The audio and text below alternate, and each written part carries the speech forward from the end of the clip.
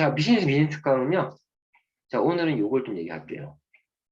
제가 요즘에 요거를 그려놓고 사업자들만 이렇게 해서 칸을 채워서 그림을 그려봤더니 저 역시도 이 그림이 완성이 안 됐더라고요. 결국 우리가 궁극적으로 저희가 퍼스트라인에 내가 회원 가입해서 이렇게 횡적으로 키워나가는 목적이 뭐냐. 궁극적인 목적은요. 나와 함께 진행할 사업 파트너 1명, 2명, 3명을 찾기 위한 그러한 과정입니다, 사실은. 그 소비자도 내가 후속 조치를 잘해서 사업자로 전환시키는 능력이 있어야 돼요.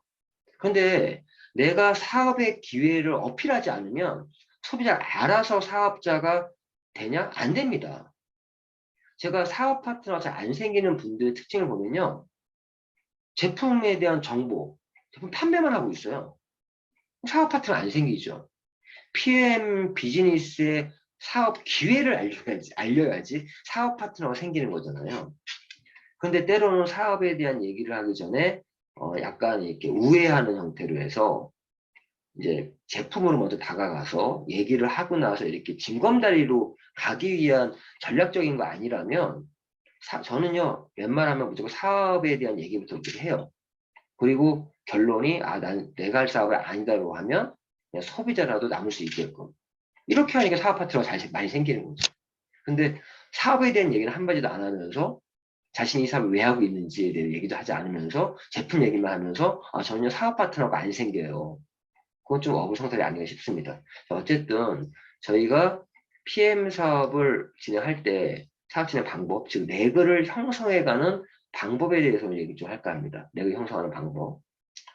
일단은 여기도 그렇잖아요. 첫 번째, 사업자 라인 세 레그가 나올 때까지 지금 이 그림이에요. 하나, 둘, 셋. 사업자 라인이 세 레그가 나올 때까지 1대에 계속 회원가입을 시켜 나가야 됩니다. 즉 나의 퍼스트 라인을 계속 구축해 나가야 돼요. 3명이 나올 때까지. 근데 사업자 라인이라고 하는 게 무슨 말이죠? 나처럼 이렇게 1명, 2명, 3명을 추천할 수 있는 사람, 1명, 2명, 3명을 추천할 수 있는 사람을 1명, 2명, 3명을 만드는 거예요. 사업자라는 세대가 나올 때까지 여기서 중요한 게 풀세트 전달 위주로 퍼스트 라인을 만들어 나간다. 이게 레그 형성의 첫 번째 방법입니다. 근데 여기서 풀세트, 즉 가족팩 전달 위주로 퍼스트 라인을 만들어 나간다. 이게 왜 첫 번째면 내가 1대로 회원가입시키고 하는데 물론 회원가입시켜 갈 때 저희 비즈니스는요. 이러한 또 소개한 사람이 소개하고 이렇게 하나의 조직이 이렇게 만들어져 나가서 이 조직이 커져야 나의 간접 후원 수당, 즉 네트워크 마케팅적인 수입이 커져 나가요. 간접 후원 수당이.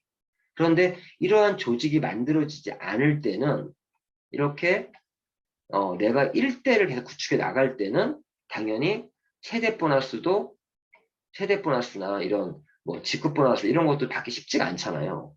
근데 1대를 만들어 갈 때 내가 사업적인 수익을 좀 안정적으로 얻기 위해서 가족백 전달 위주로 퍼스트 라인을 만들어 가라고 하는 겁니다.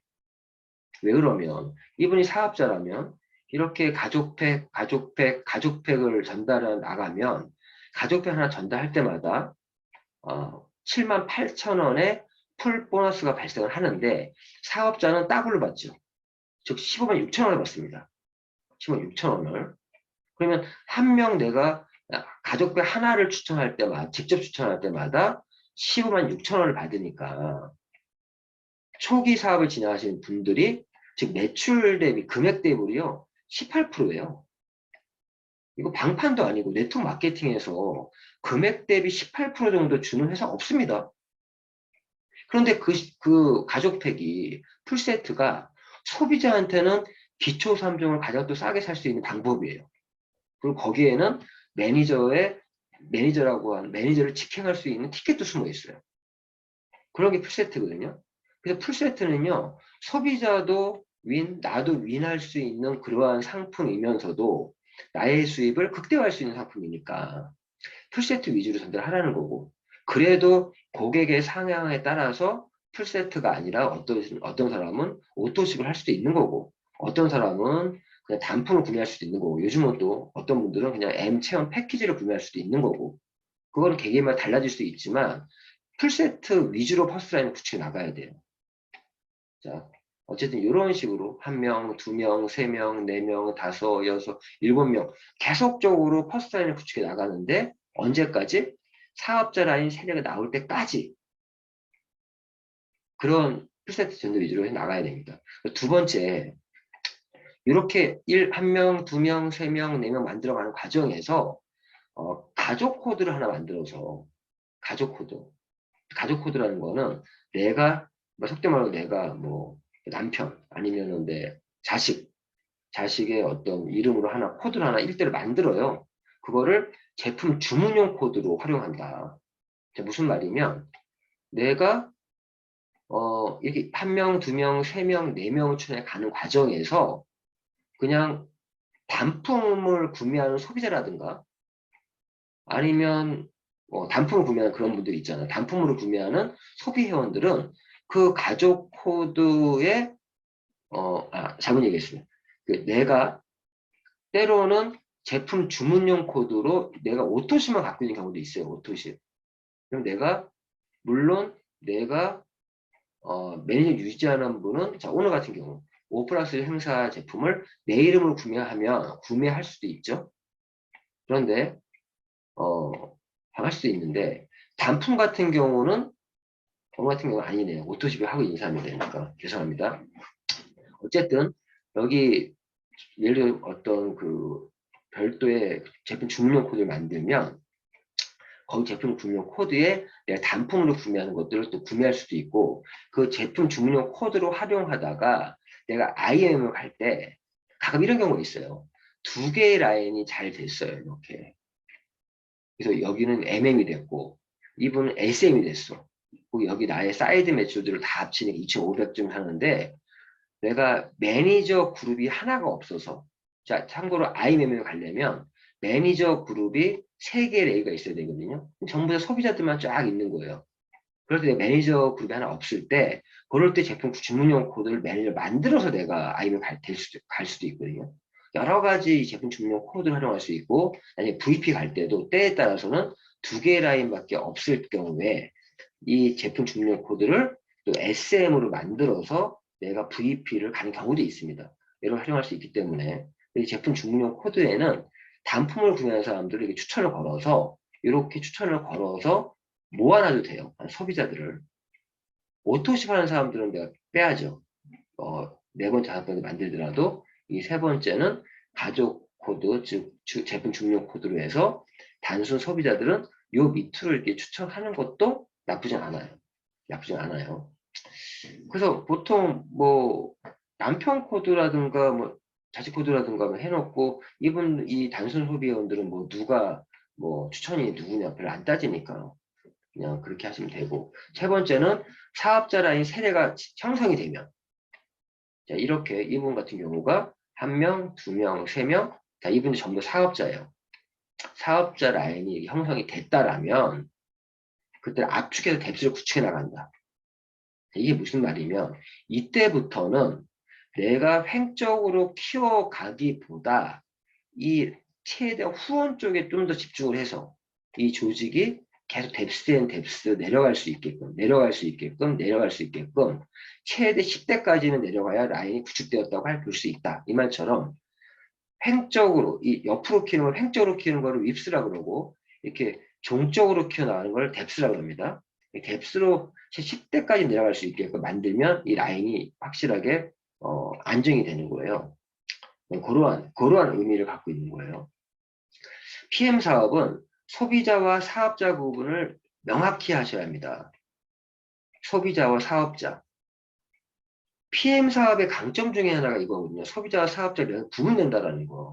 여기서 사업자란 사업자형 매니저를 달성하고 사업자형 매니저예요. 소비자형 매니저가 아니라 가족팩만 하나 구매하신 분이 매니저, 그분 매니저예요. 그런데 오토십을 안 하고 있어. 그럼 그분은 소비자형 매니저거든요. 왜? 오토십을 갖고 있지 않으면 이런 프로모션에 참여할 수 없을 뿐만 아니라 퍼스트라인 보너스는 오토십을 가지고 있어야 받을 수 있어요. 그리고 캐시백도 오토십을 갖고 있어야 받을 수 있어요.